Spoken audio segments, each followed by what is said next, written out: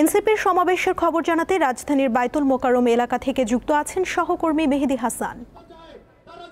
মেহেদী,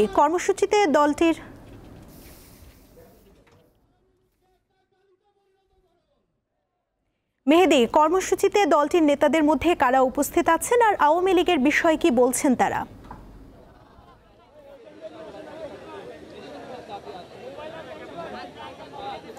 সুমনা,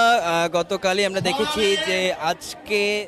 দুপুরে নামাজের পর বিকাল ৩টার দিকে বায়তুল মোকাররমের দক্ষিণ গেটে জাতীয় নাগরিক পার্টির পক্ষ থেকে আওয়ামী লীগ নিষিদ্ধ এবং তাদের বিচারের দাবিতে এই বিক্ষোভ সমাবেশ পালন করছে এবং এখানে এখন পর্যন্ত সার্জিস আলম এসে উপস্থিত হয়েছে। এছাড়াও দেশের বিভিন্ন জেলার যে প্রতিনিধিগুলো রয়েছে বা নেতৃবৃন্দ রয়েছে তারা কিন্তু এখানে উপস্থিত হয়েছে এবং এখন তারা ঢাকার বাইরে থেকে যারা এসেছেন তারাই আসলে মূলত এখানে বক্তব্য রাখছেন এবং কেন্দ্রীয় যে নেতারা রয়েছে সার্জিস আলম, হাসনাত আব্দুল্লাহ, নাহিদ ইসলাম, তারা এখন পর্যন্ত এখানে কোনো বক্তব্য রাখেনি। এখানে তারা হয়তো কথা বলবে পরবর্তীতে। তবে এখানে তাদের যে মূল দাবি তারা এখানে তুলে ধরছে যে আওয়ামী লীগ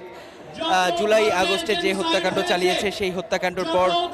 নতুন সরকার গঠন হয়েছে ৮ তারিখে। এরপর থেকে এখন পর্যন্ত দৃশ্যমান কোনো বিচার এবং দৃশ্যমান কোনো ব্যবস্থা সরকারের পক্ষ থেকে নাগরিক পার্টি বা জনগণ দেখতে পায়নি, যার কারণে এতদিন পর আসলে দৃশ্যমান পদক্ষেপ এবং আওয়ামী লীগ যে হত্যাকাণ্ডগুলো চালিয়েছে, জুলাই আগস্ট হত্যাকাণ্ড, শাপলা চত্বর হত্যাকাণ্ড,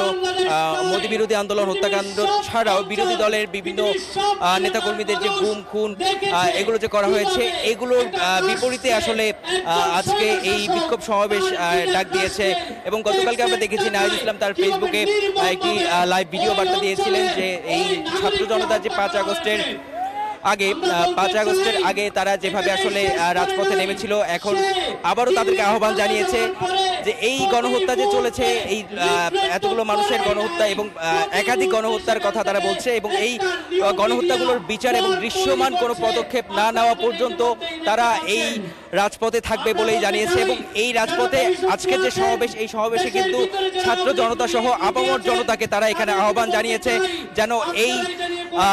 আওয়ামী লীগের যে বিচার প্রক্রিয়া, সেই বিচার প্রক্রিয়া যেন তারা সম্পন্ন করতে পারে এবং এর আগ পর্যন্ত নির্বাচন তারা আসলে বলছেন না এবং আওয়ামী লীগের বিচারের পরে মৌলিক যে সংস্কার রয়েছে সেই সংস্কার এবং তারা কিন্তু গণ অধিকার নির্বাচনের কথা আসলে বলছে এবং এর আগ পর্যন্ত তারা এই রাজপথে থাকবে, এমনটাই আমরা গতকালকে নাহিদ ইসলামের বক্তব্য থেকে জানতে পেরেছি। এবং আজকেও আমরা কিন্তু এই বায়তুল মোকাররমের দক্ষিণ গেটে দেখতে পাচ্ছি এখানে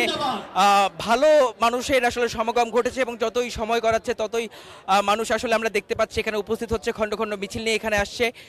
তো সুমনা, এই ছিল আসলে বায়তুল মোকাররমের দক্ষিণ গেট থেকে জাতীয় নাগরিক পার্টির যে সমাবেশ, সেই সমাবেশ থেকে। মেহেদী, আপনাকে ধন্যবাদ।